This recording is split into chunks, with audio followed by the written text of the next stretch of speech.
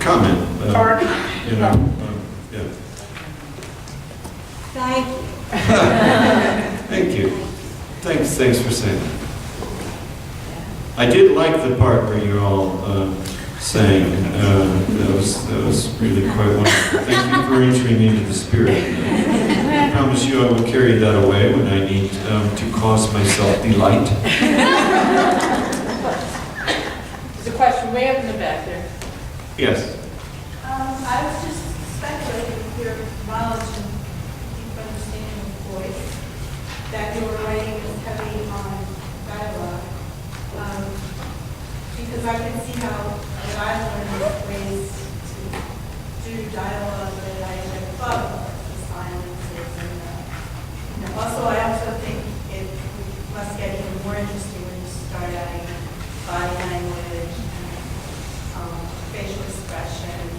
So you have all these layers going on that, we can bring that understanding to our dialogue. I think all of us, with each day of writing, have some sense that we are learning more about what is the dialogue, for instance, between a narrator and the person or persons that narrator is addressing. One form of dialogue, which again I would say is never really a dialogue. It's always a polylogue because it is always more complicated than it appears in terms of that narrator speaking at the same moment that the narrator is speaking to you, to someone inside of her or him. It's always much more complicated. We earn understanding of that through each day that we're sitting there in our writing session. And dialogue, we do, the dialogue that we constantly have the opportunity to hear as we hold ourselves in a state of readiness to write. Because we're writers, we're not just writing when we're doing this. We're in the world actually listening. There are plenty of people who wish we weren't listening, especially in our families. But we are listening. I like to remind people, just to spook them in my own family, that I have eyelids, but I have no earlids. I am always listening, always. I never shut these. So when you're talking around me, when you are in dialogue, and you are in my family or in my group of friends, I am listening. If I'm there eating bagels near you in the library, I'm listening. Because that's my work day. That's my work day. My work is my life. And my life as a writer calls upon me to listen carefully. And I really appreciate that question. I am, just like everyone here, still learning session by session what the heck I'm doing and coming up against each and every day what are the limits of my skills such as they are at a given moment in my life. I wondered how many years you spent in New Mexico and how that culture and landscape affected you. I lived in New Mexico for 27 years. I taught for 27 years at New Mexico State University in Las Cruces. I had the great privilege there of teaching undergraduates and graduate students. I was very lucky to teach all undergraduates from freshmen through seniors in everything from basic composition classes to beginning, intermediate, and advanced creative writing classes. And my students at New Mexico State University, at any given time, 65 to 70% of them were the first generation in their family to go to college. The first generation. They came to the classroom thrilled to be there. They came to the classroom cheering each other on, rooting for each other. They walked out of the classroom thrilled not just with what they carried away from the collective wisdom of the people around them in that classroom, but wanting to find another opportunity to go the next stage outside of the classroom with that learning process. It was a reminder to me every day of my life that the great presumption of being a teacher is only earned by being a learner teacher.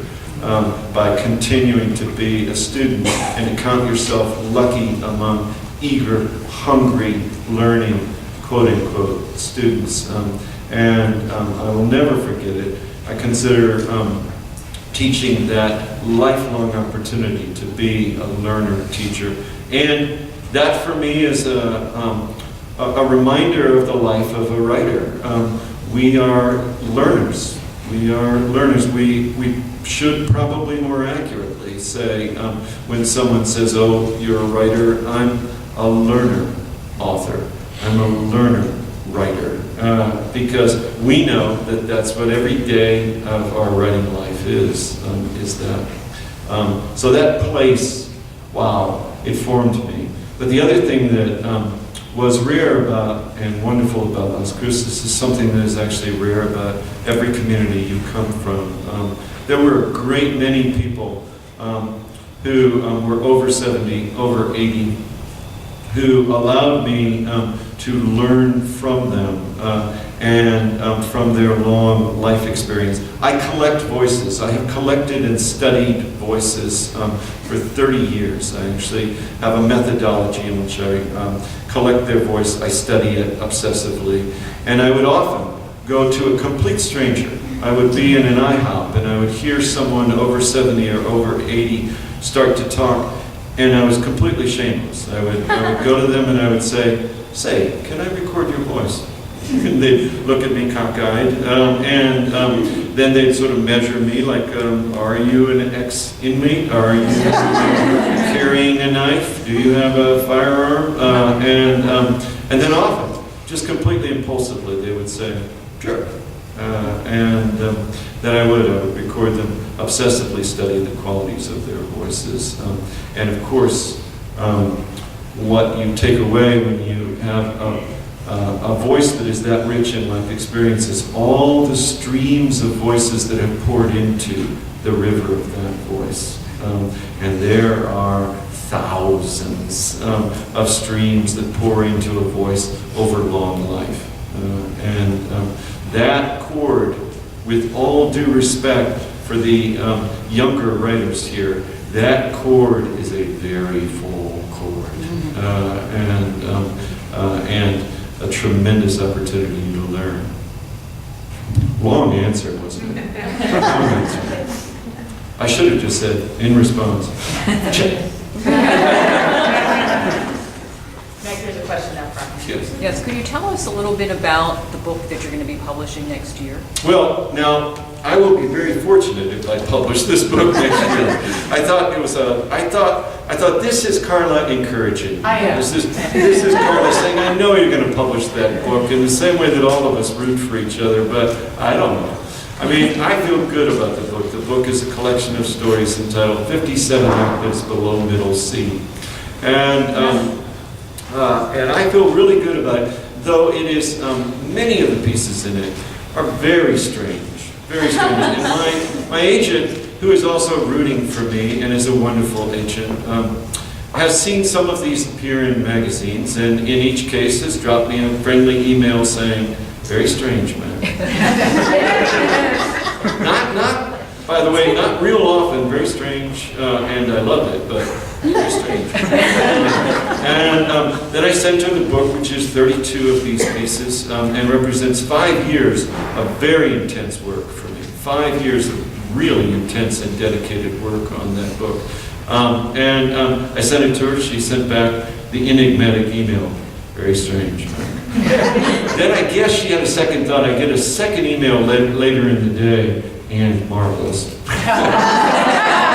I mean, I wanted to email her and say, would have been better if you had said first, in the first email, marvelous. And then in the second email, very strange. This is, after all, the life of a writer. Right? And she admits to being quite uncertain about what she can do with this. And this shows you our lives as, this is something we don't always understand about this relationship between us and our agents and our editors. My agent will likely, in my whole life as a writer, will likely make almost nothing from me.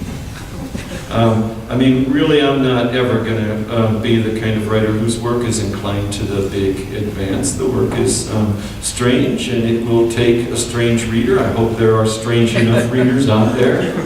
And I have only ever published from sheer luck, from my work going to the right person at the right moment, in the right time. For many of us, when we're being perfectly honest with ourselves, it is, after all, a roll of the dice. We do need someone like an agent or an editor, a fellow writer who believes in us and will stay with us from one roll of the dice to another, to another, to another. My book, Hyssop, went to 22 houses before it was accepted. And that advance was so small that I'm not sure my agent earned the postage. You know, this is part of our life, and I think that if we can say, well, a career would be a good thing. And then we say, but I have a career, I am a bouncer. I am a janitor on the midnight shift of this bowling alley, and actually, that work, I noticed that I get a lot of fiction written on that. Right? There is sometimes a yearning after a career as a writer, but at all points in writers' lives, in 99.99% of writers, we are writing, we are giving that our all, and we are doing everything else we can to be there for our loved ones and pay attention to them above all else, and from one book to the next be able to say, I feel good about that. Publication or no publication, this has made it possible for me to be sensitized to this world in a way that I'm endlessly thankful for. And this is what I was really trying to say in an extremely long talk that I made you enjoy this morning. That's the essence of it. We write, we feel how it enlarges our capacity to love this world and to be loved by it. And how at the end of any session, the way in which we are carried to this world and the occasion to love this world has been deepened. We know it. We know it in our worst sessions, in the sessions that didn't go well, and the ones that we didn't write well as we thought we would, in which we were frustrated by not achieving more pages or words. In the worst of them, we still feel that. This is time for one last question. That's great. That's Could great. you elaborate a bit more on the magic click between artist and agent? Well, Because I think that you're describing your agent as embracing your strangeness, which I think is wonderful because I embrace your strangeness. I think you're fabulous. So you must also feel that connection. I do, and this is important, to feel that the person who represents you actually can meet your work on its own terms. You know this because your own generous impulse in responding to each other's work is to try not to have your preferences get in the way and to actually meet the work on its own terms. Imagine how complicated this is for an agent who has this set of associations, existing associations with editors, and knows how many of them might be able to meet your work on its own terms, knows how many of them indeed might not. This agent wants some measure of success for you and for your work, but already has in mind these editors and their responses, has to have that in mind to be responsible in that professional relationship to you. And that agent has to then, given all those complexities, not have her or his preferences in the way of meeting the work on its own terms. And this is very, very demanding for people who do that demanding job of being agents. But it also defines the relationship. The author has to defend the work, speak for the work always to the agent, and take pleasure in a conversation that exists inside the work between the agent and the author, and in which neither of you allow too many other things to get in the way. And that's really complex. You talk with people about their agents, and often they have the same enthusiasm I have for mine. And often they have the same ambivalence towards the publishing industry. And we're kind of torn by that. But I encourage you to be endlessly patient in finding the right agent. I encourage you in being very frank and open with your agent about what you believe the work is and the work itself needs at all stages in the conversation with the agent. And not to be weirded out if the agent says, let's put aside what you need and what you want, and let's talk about what the work wants and the work needs. That's a great agent. That one who will put aside the other conversation and will say, let's talk about what the work wants and needs. I hope that's helpful. Thank you. Thanks again, everybody, for your patience.